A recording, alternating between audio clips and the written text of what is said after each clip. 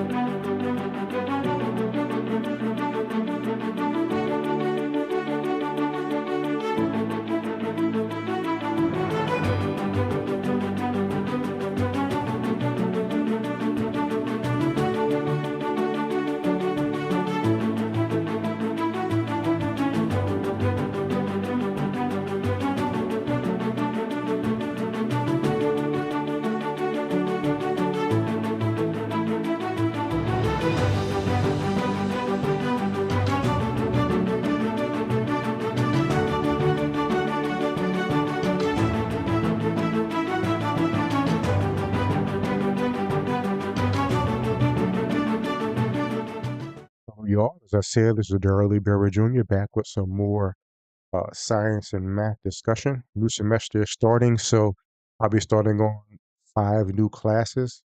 Um, to review what those are, let me pull up my schedule. I seem to always forget one. I'll be doing uh, modern physics laboratory. So with that one, I'll probably be sharing some of the experiments we do. I don't know what it'll be. I'll be doing quantum 2. So it'll be the next level after quantum 1. I got a B minus in quantum 1, which allowed me to move to part 2. So it was cool. Um, I'll be doing thermodynamics and statistical mechanics. So that's a continuation from modern physics. I'll be doing introduction to relativity. We'll be talking about some relativity this semester. I'm excited about that. And cosmology. We'll be doing a specific cosmology class. And I believe that's all of them. 2, 2, 4, 5, yes. And I'll be a learning assistant for a modern physics laboratory. So if you recall some of the experiments I did with uh, the Hertz, what do they call it? Frank Hertz experiment, where you can see the quantum nature of we did mercury and neon and things like that. So there's 25 experiments in the whole class, only did 5. So I'll most likely be helping with some experiments I didn't get to yet. From my experience with the experiments I did do, and plus I can go in and play around with the labs a bit. But the professor said you don't have to be an expert in all experiments. You'll still be ahead of the people in the class, so just help them out as best you can. And so those will be the ones I'm doing the semester. I believe I went through all 6. One of them, of course, being not full grade. So and maybe I'll put this here to make it easier for me to uh, see how everything's looking when I look into the side. Uh, so what I'll do today is to go into some review of quantum mechanics. The professor sent us a review, some basically a few dozen points that we should know and be familiar with from quantum 1. Probably won't be able to get through all of them. Guess I'll go for about an hour and see how far I get. Very briefly reviewing some of the points from quantum 1. So I have my notepad up. Also have my textbook up. So if you have to look up something, if you want, you can hop into Discord or this chat in the live chat. If you have a question or a comment, we'll go ahead and get started with the first one. So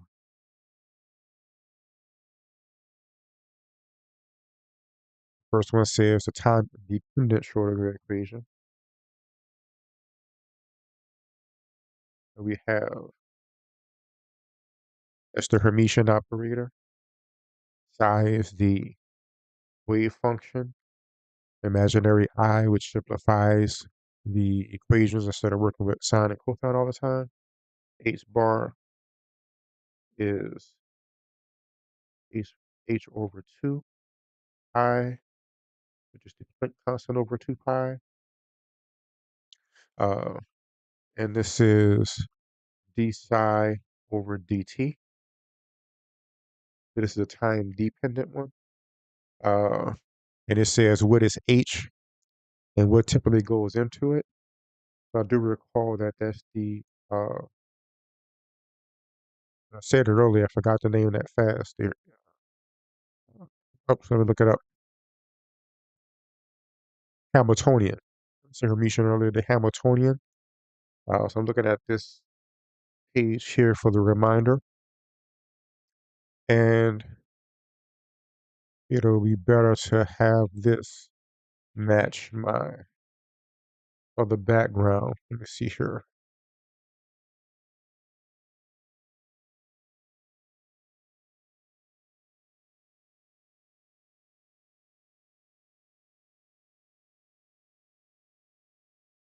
We have Hamiltonian, and we know it's the potential energy and the kinetic energy. We can see that this is equation, it's listed as a fundamental equation there. I imagine we're going to be doing 3 dimensions now, but just in case I want to actually find the full one. Okay, there we go. So we have h bar, partial derivative of psi partial t equals negative h bar squared over 2m, partial derivative of psi over partial x squared v psi. So that's going to be, if I was to extract out the psi, negative h bar squared over 2m, partial squared over partial x squared plus v psi, and this would be the Hamiltonian here. Let me know if I need to adjust my volume at any point. So this is what we're looking at.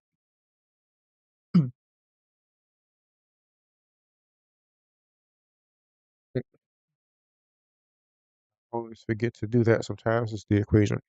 But you always able to see it while I was writing it. Equation 1.1. It's the equation that we're working with from the book. So the document says what typically goes into it. So this would be the potential,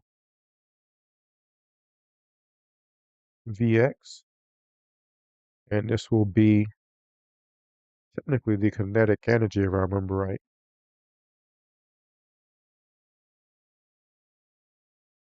I'm not remembering how. I put a question mark. H bar squared over 2m.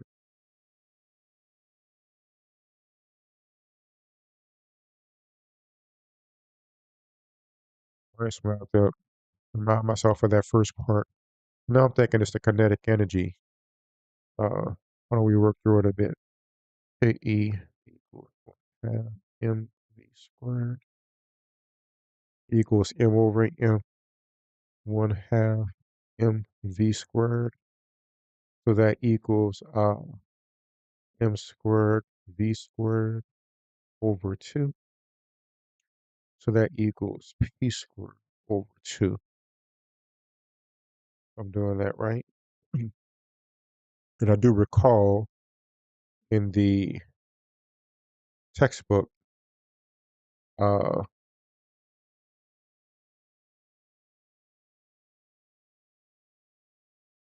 seeing that it's listed as one of the fundamental equations.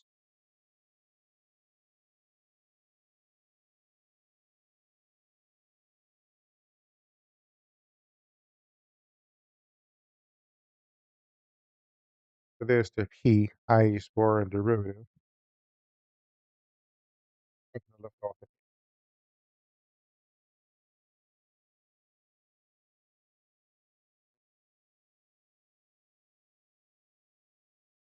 So what I'm thinking about is right here.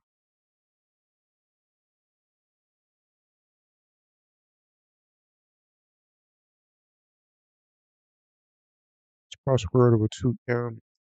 I suppose if we multiply that by I over I,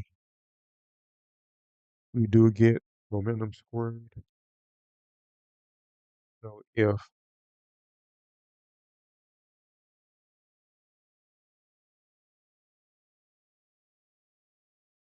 P equals negative I h bar, that then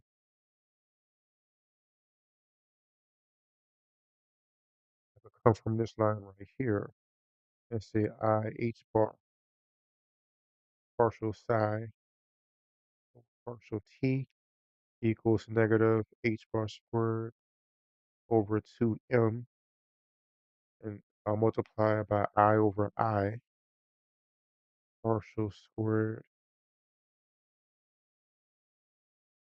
over partial x squared plus v psi. That would then make that, and there is a derivative there.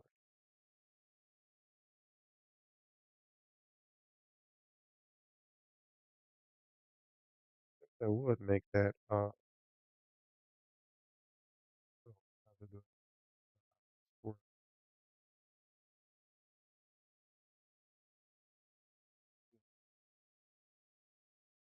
including the derivative should be t squared over 2m I squared. I'm not sure about that though.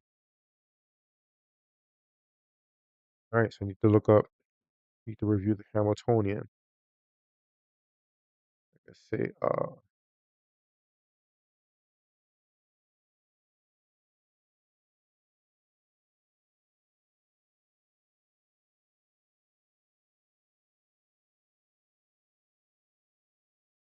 good thing is this is supposed to be a day-one review, so apparently this is going to be reviewed tomorrow.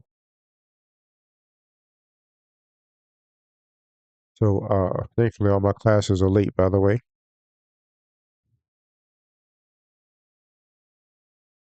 Well, except for the one that I work in.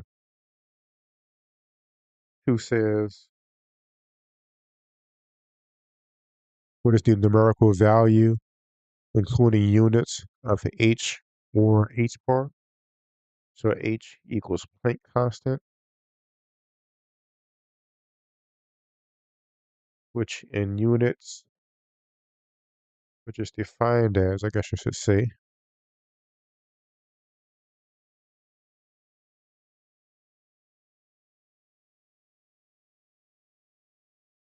interesting, I guess because this is a quantum mechanical book, uh, they actually call Planck's constant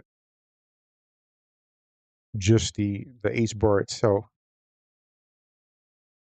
So technically this would be h bar equals h over 2 equals what the book calls Planck constant, which is 1.054 times 10 to the negative 34 joules times seconds.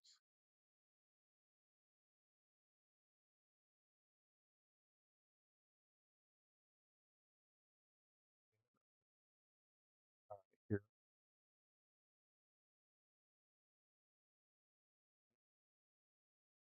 That would, of course, mean that h by itself, I'll define this as already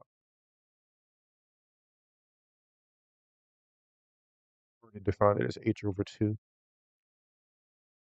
What is it? I feel like writing the whole number down again. 0.054 e to the negative 34 joules per second is h bar. Easy enough.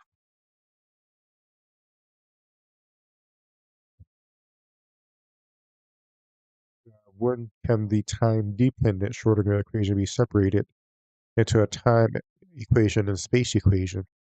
What does psi look like in this case?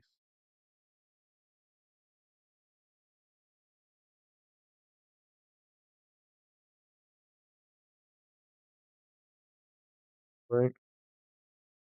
So we have big psi equals psi, let's say big psi of x and t equals psi x phi of t. When can we do that? I'm familiar with that operation, but I can't say I recall uh, when it can be separated. I do know that uh, when you do this,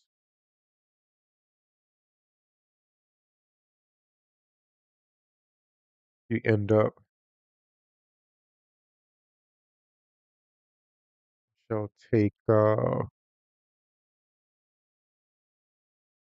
this one here,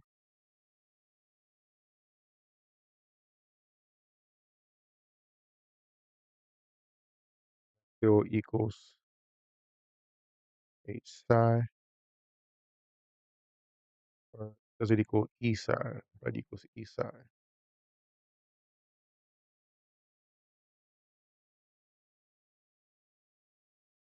So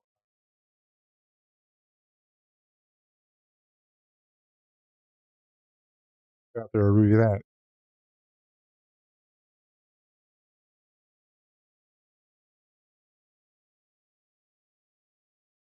so 3,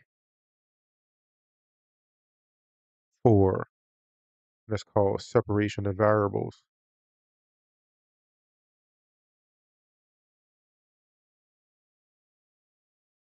Perhaps take a look real fast now.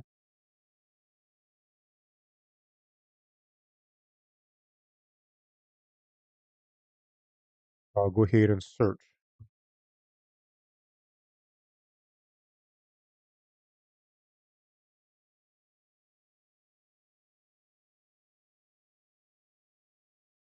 So it comes pretty early.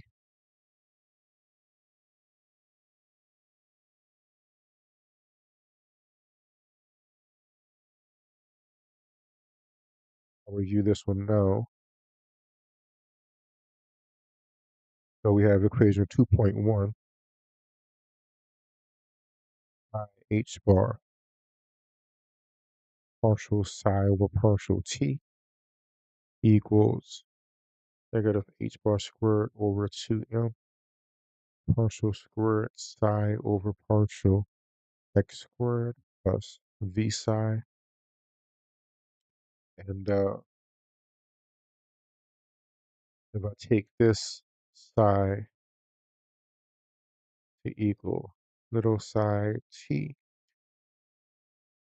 to be little psi of x and psi of t, I end up with I h bar partial partial t uh psi x psi t equals negative h bar squared over 2m partial squared over partial x squared psi x phi t plus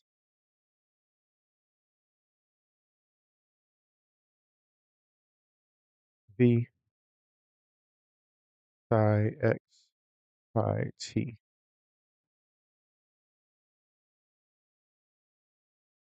So what we need to do here is take these derivatives.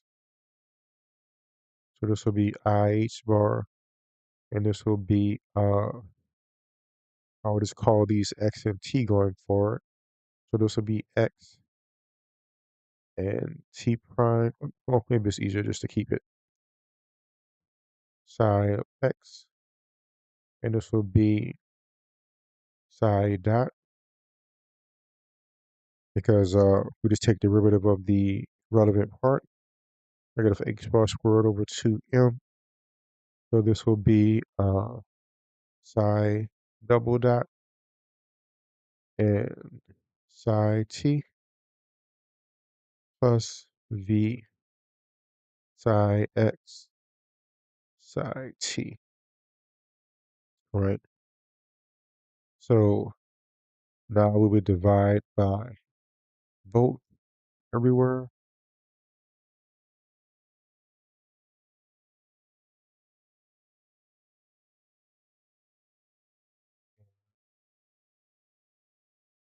the opposite term will cancel. Oh, this whole thing cancels. So then we have IH bar dot over psi t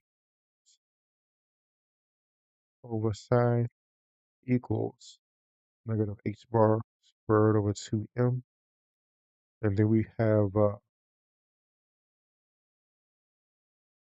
psi double dot over psi plus v. And let me check and make sure I have this correct. To find a better way so I can keep both of these up. Let me see here.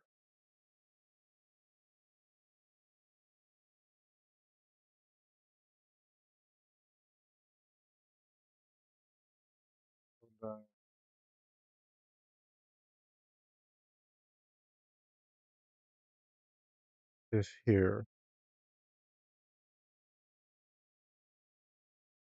and put this here. That way I don't mistakenly cover that again.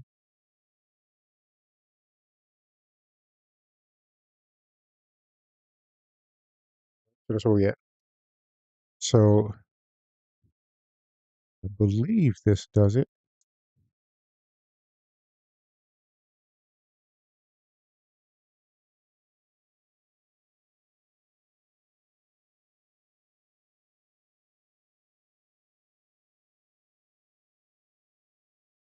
If we look at 2.3, this does seem to be 2.3 at the bottom right here. It might be a bit small on the screen for y'all.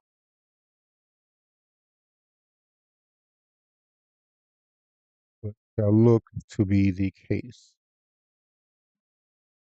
H bar, then over psi t, negative h bar squared over tm, double psi over psi. That's it. So when can we do it? We should know how to do it.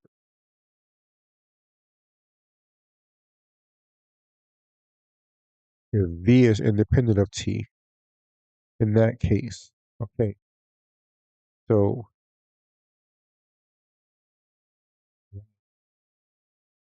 v is independent of t, can perform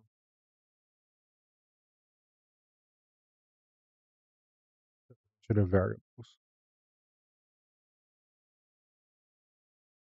That's that one.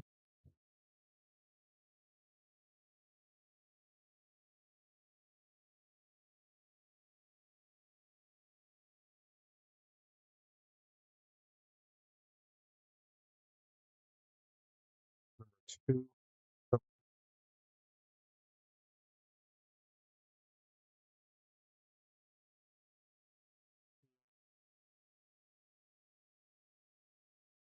If he says, what's the solution?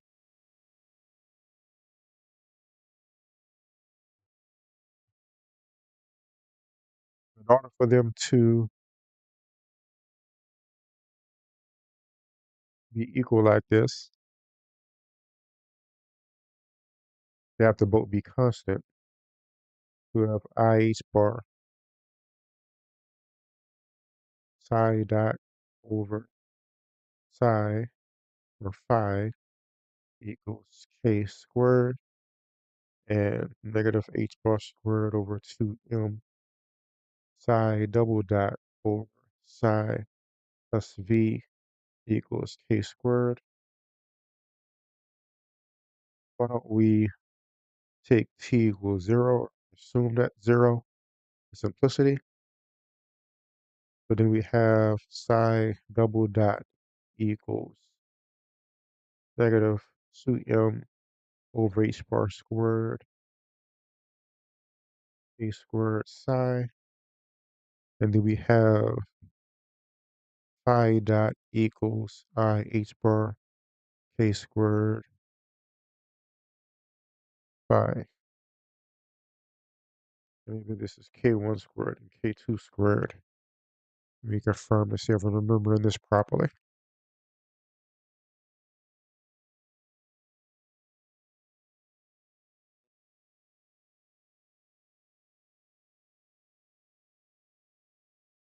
I think I dropped my e.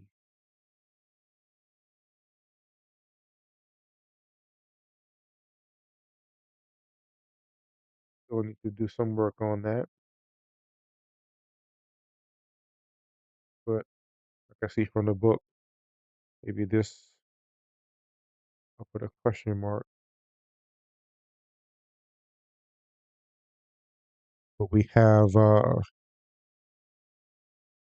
phi t equals e negative I et over h bar.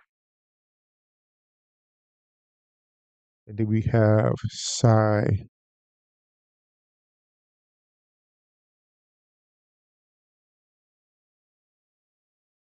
See them putting a psi x.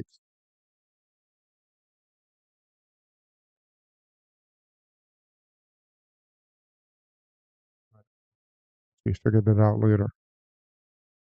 See psi x t equals psi x. So of course, we know we just tack on the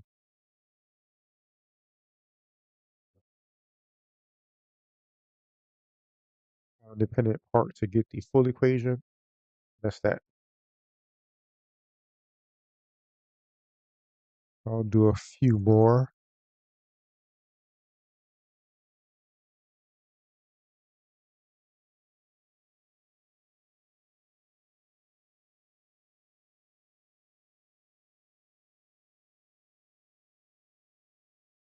What is the I doing in the solution? So if we have, so you remember this, ei phi, that equals cosine phi plus sine phi. We do that's over 2. And look up the Euler relation.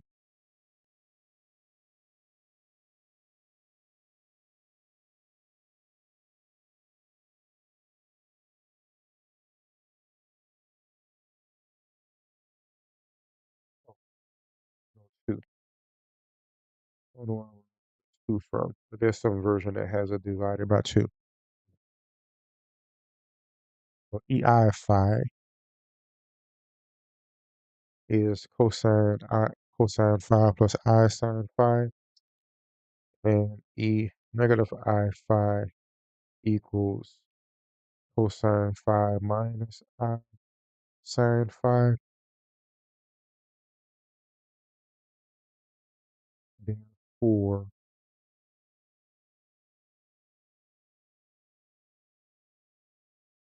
if we're taking, for instance, the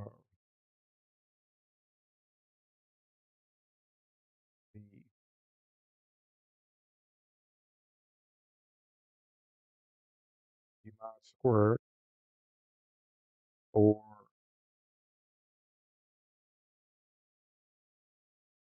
magnitude, we have to take the complex conjugate. And as you can see, if we do this, one of these will become negative.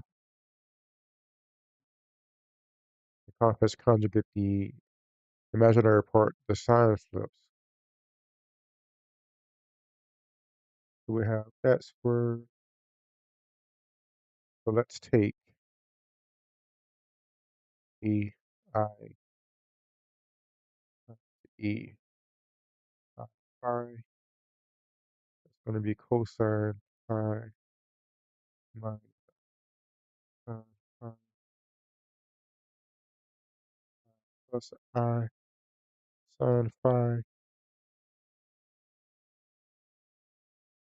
going to equal cosine squared phi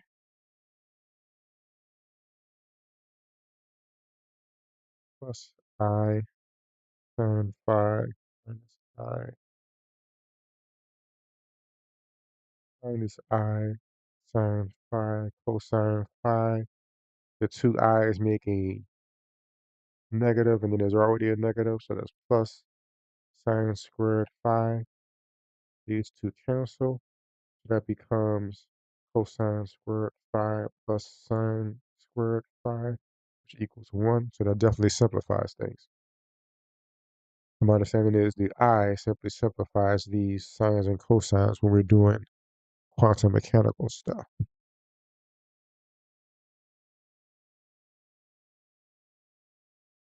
And there's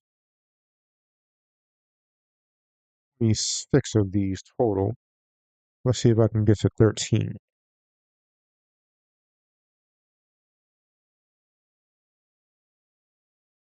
6. What exactly solvable solutions have you seen? Uh,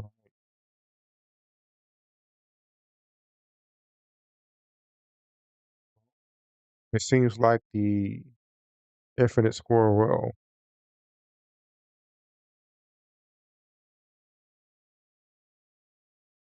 seems pretty precise.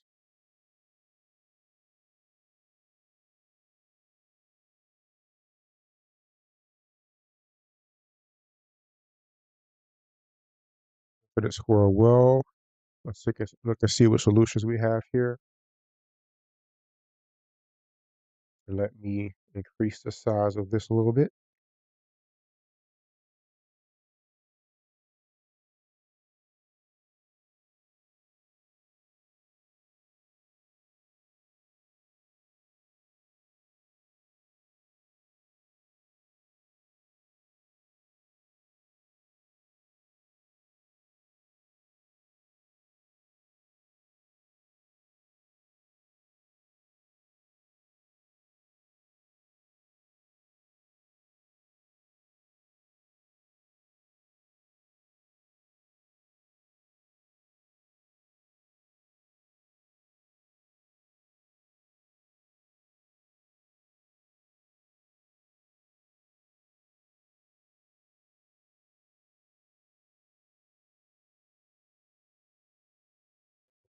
A bit.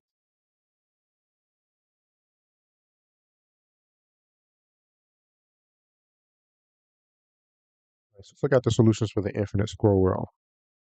Remind me what these look like. So we know we have discrete energy levels. K, E, psi is that. Seems pretty definite to me. I would say the infinite square well.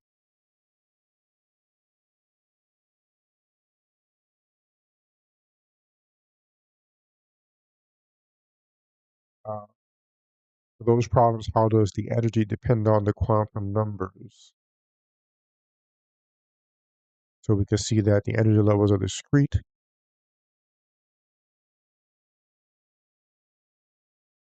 And here we go here. So we determine the values of the variables by the boundary conditions. Then we have an infinite square well. It'll be different iterations of this e to the n with various n's. So very discrete energy levels over certain ranges that can fit within the well. You'd have something like this in my infinite square well, and the base level will look like this, with n equals 1, 2,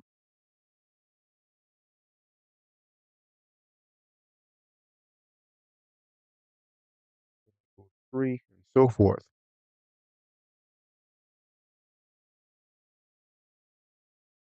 Where do these quantum numbers come from?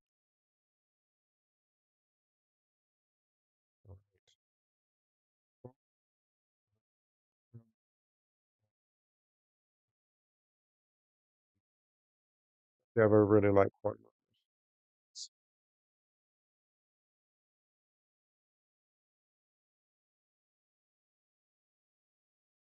Took relativity instead of quantum 3. I could have taken quantum 3 at the same time, which I considered, but quantum is not my forte, even though I find it interesting.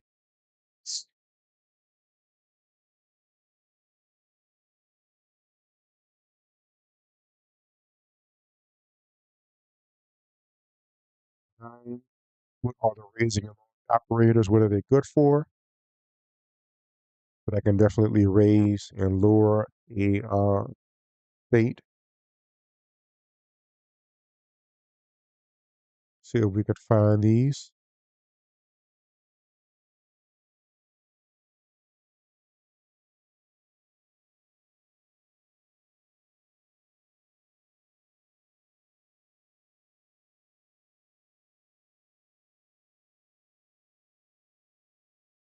Right, so we have these here.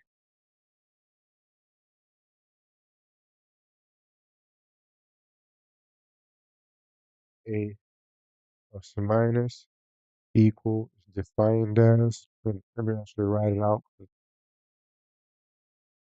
With A, since we're using the plus one and the plus is at the top, is on the top, we use all the top signs. So that's 1 over root 2 h bar m omega minus I p plus m w x. Then we have a minus, defined as 1 over root of 2 h bar m omega plus e plus m w x.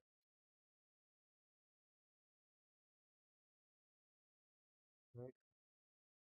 But it can definitely raise and lower the state through like so, raising it in energy or lowering it in energy. There is a minimum that it can't go lower than. The minimum will give you 0. And I believe there's a maximum that'll give you 0 as well.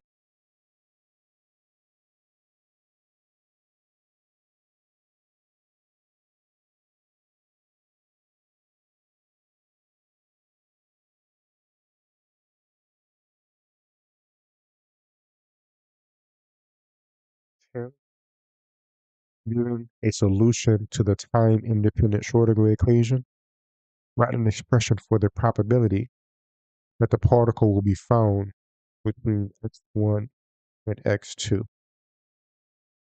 That's easy enough. So the probability density is that squared.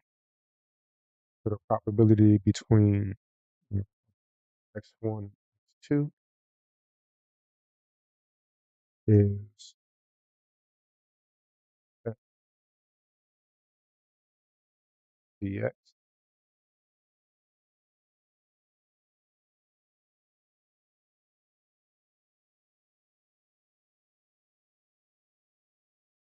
going to be given that psi n x complex conjugate psi n x dx should give us the probability. I'm about to say we might be able to include the time part, but the time part will cancel out due to the imaginary thing. So that should be sufficient. 11 says, given a set of solutions to the time independent Schrodinger equation, I can expand the function fx according to fx equals that. How are the CNs found and what do they mean? So write out what they're saying. We have a set of solutions to the time independent Schrodinger equation. Psi in x, which means you could have psi 1x, psi 2x, and so forth. You could expand fx according to fx equals the sum from n to infinity of Cn psi nx, and the Cn's, one of the things I had trouble with Take a look and see what the CNs are.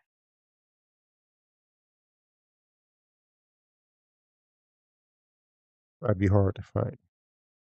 I might have to mark this one as a review one.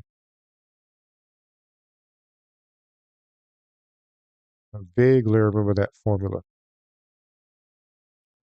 Now,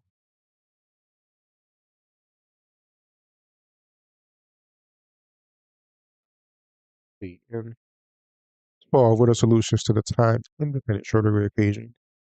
In the case where the potential energy is zero, easy enough. So, save some writing and copy this down.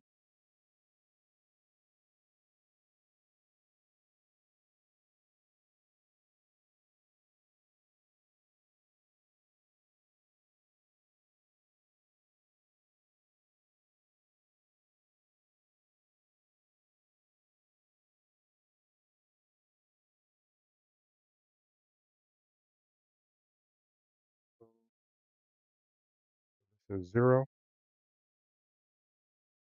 So then we have psi double dot equals 2m e over h bar squared negative psi.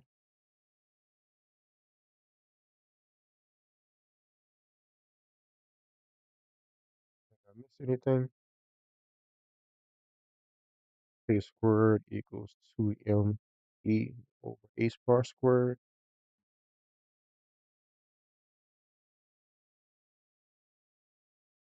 6 psi equals e to the I kx.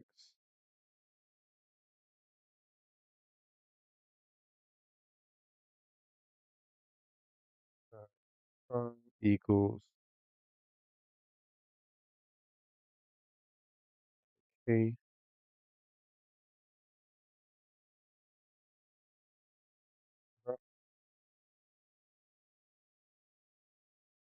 Refresh myself on this one too.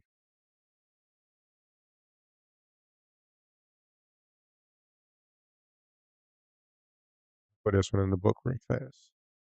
So I'm thinking about the infinite well again.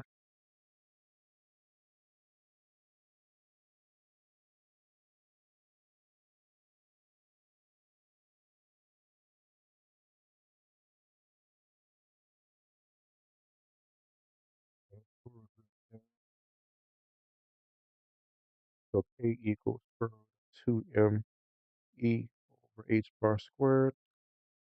That's what they have for equation 2.24 right there.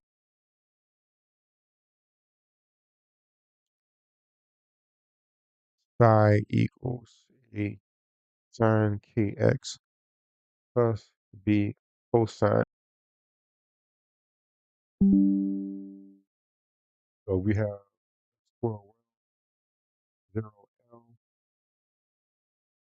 We have to do sine. So psi of x equals a sine kx equals L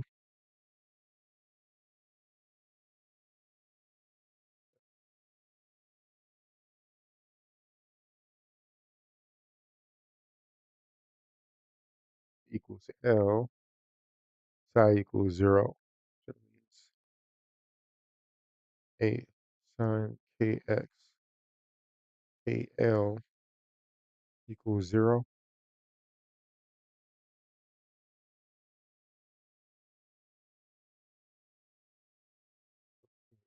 Equals pi over 2.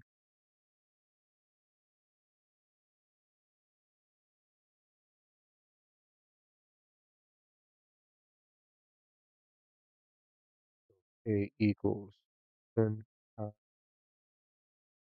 Is that right?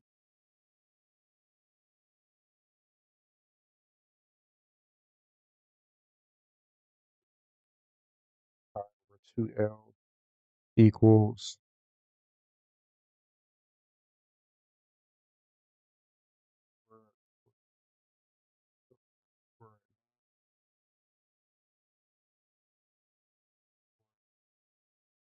pi squared over 4 squared equals 2m e bar squared.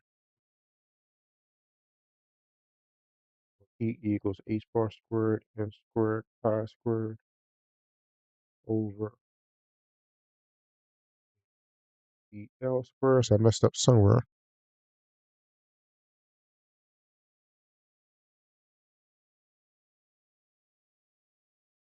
I think about equation 230. So I have to work on that as well. Oh, that's what I did. 2 in the denominator there.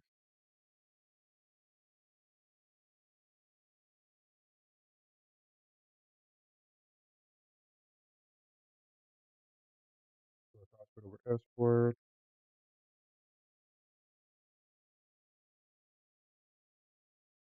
becomes 2 and L instead of A. So there we go. N squared pi squared h bar squared equals 2ml squared.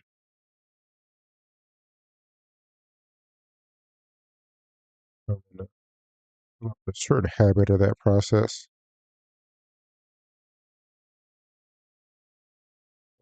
That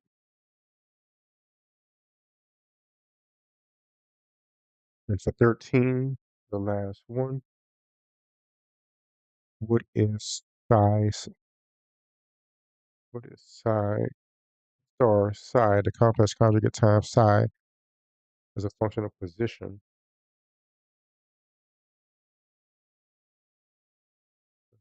8 times ax be that.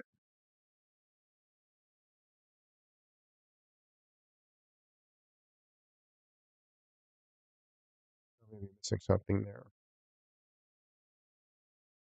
Good for now. I'll be back later in the week, probably tomorrow after I've reviewed the first part in class, and and then we'll continue from that. The latter half talks about degeneracy, expectation values, easy enough. Looking at saturation spectrum, observables, eigenvalues, which I think are fun. So stay tuned. We'll talk about that in the future. Like I said, I'll talk as well about cosmology, advanced lab, um, thermodynamics and statistical mechanics, and what is the other one?